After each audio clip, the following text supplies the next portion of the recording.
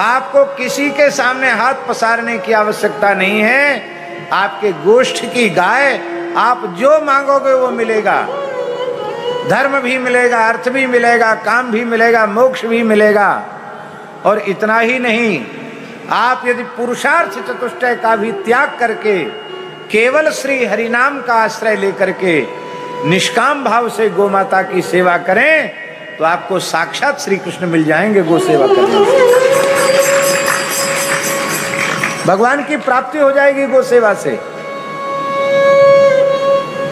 यहां गौशाला में पूज्य बाबा का वाक्य लिखा हुआ है, गौ सेवा से भगवत प्राप्ति हुई है। अनेक महापुरुषों को गौ सेवा से भगवत प्राप्ति।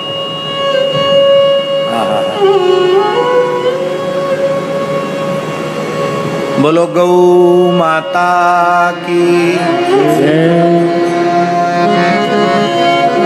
वल्लभ कुल के बाबा, वल्लभ कुल के एक भोले भक्त की चर्चा है, ग्वाल भक्त की चर्चा है। वो गुजरात का था, बचपन में ही यहाँ आ गया। गोसाई श्री विठलनाथ जी का शिष्य था, तो जतिपुरा में निवास करता और श्रीनाथ जी की गैया चराता। विठलनाथ जी का शिष्य था, पर विठलनाथ जी को काका जी कहता था, काका कहता था। लोग कहते थे गोसाई जी कहो, गुरु जी कहो, वो काका कहता था, काका जी कहता था। तो गोसाई जी समझते थे भोला आदमी है, कहते नहीं कोई बात नहीं, वो जो कहे सो ही ठीक है, हम प्रसन्न हैं उसके ऊपर। उसको अष्टाक्षर मंत्र का उपदेश कर दिया, श्री कृष्ण शरणम मम, बस इसी का निरंतर जप करो और श्रीनाथ जी की गैया दुखी न रहे, उनकी सेवा करो। वो सेवा करने लग गया। एक बार इतनी जोर का पानी बरसा कि 8-10 दिन तक पानी की झड़ी लगी रही, झिर लग गई पानी, पानी बंद ही न हो। तो ऐसे चारों ओर पानी ही पानी है, गाय नहीं जा सकी, गाय गोष्ठ में ही गायों को रहना पड़ा और वह अहर्निश गायों की सेवा करता रहा। अब गाय गोष्ठ में ही खड़ी हो तो गाय की सफाई के लिए तुरंत गोमूत्र साफ करना, गोबर उठाना कितना कठिन काम है। वो भोजन करने भी वहां नहीं जाता और बड़ा समूह था, तो किसी ने श्रीनाथ जी का प्रसाद भेजने का भी उसको कोई ध्यान नहीं किसी ने दिया।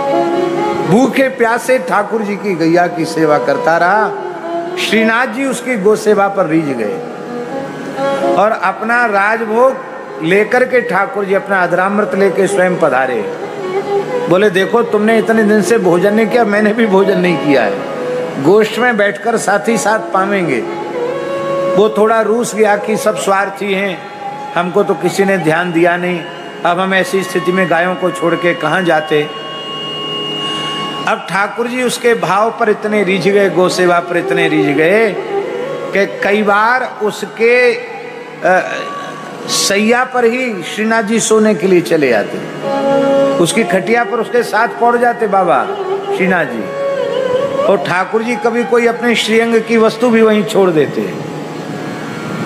तब गोसाई जी प्रसन्न तो हो रहे थे कि इसकी गौ सेवा से रीझ कर ठाकुर जी के साथ लीला कर रहे हैं, लेकिन मन में आया कि देखो ठाकुर जी को कष्ट होता है, कहाँ ग्वारिया का टूटी फूटी खटिया, तो कहाँ श्री ठाकुर जी के नित्य महल की सेज, और वहाँ छोड़ के यहाँ आ जाते हैं। तो उन्होंने कहा कि ग्वाल भगत बात ऐसी है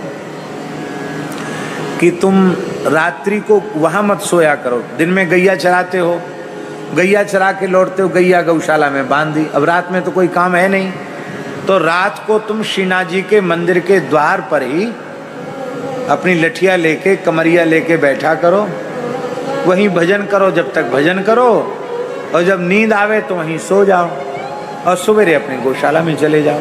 ये इसलिए उसको आज्ञा दी कि ठाकुर जी को कष्ट न हो। ठाकुर जी ने कृपा की।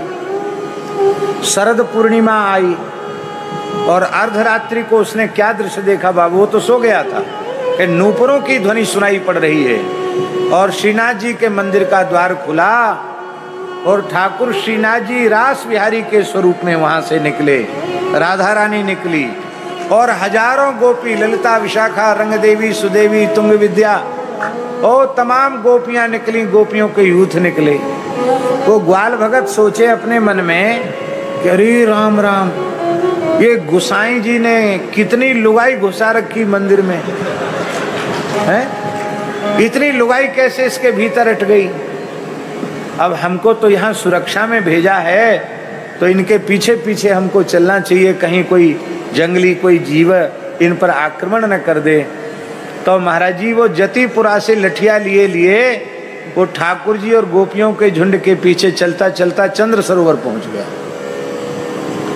शरद पूर्णिमा की तिथि थी और रात्रि को उसने महाराज का दर्शन किया प्रत्यक्ष।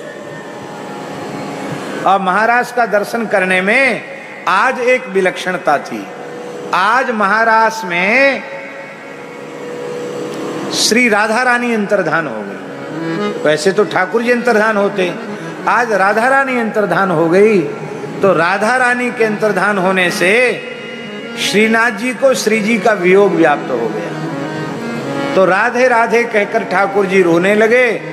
कहीं मुकुट गिर गया, कहीं मुरली गिर गई, कहीं चंद्रिका गिर गई, एक एक आभूषण श्रीअंग से गिरता जा रहा है और वो ग्वाल भगत बटोरता जा रहा है। सवेरा होते ही श्रृंगार मंगला का समय हुआ कि ठाकुर जी तो लीला करके मंदिर में आ गए, ग्वाल भगत आ गया। गुसाई विठलनाथ जी ने मंदिर खोला तो भगवान के श्रीअंग की बांसुरी, लकुट, मोरपिछ सब गायब, भगवान का कंठहार गायब।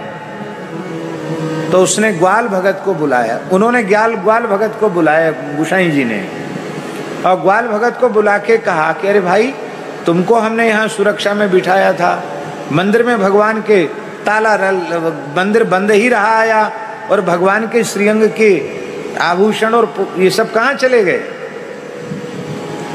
बोला महाराज कछु मत पूछो, आप इनको बहुत सीधा समझते, सीधे नहीं है।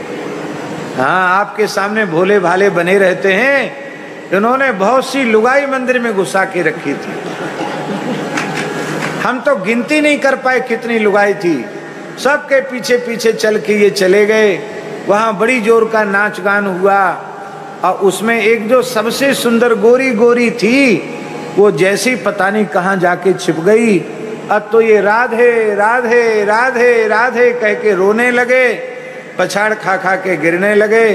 तो कहीं मुरली गिर गई, कहीं चंद्रिका गिर गई, जो जो आभूषण गिरता गया महाराज हम बटोरते चले गए। हम न होते तो पता नहीं कौन उठा के ले जाता। तो एक पोटली में बांध के रखा था, सब दे दिया गुसाई जी को। गुसाई जी ने उसे हृदय से लगाकर कहा, धन्य है, केवल निष्काम भाव से गो सेवा करते करते श्री कृष्ण का दर्शन नहीं, श्री कृष्ण के महाराज का दर्शन हो गया।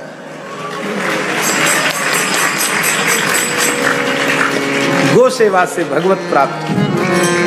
आई मेरे श्याम लग्यो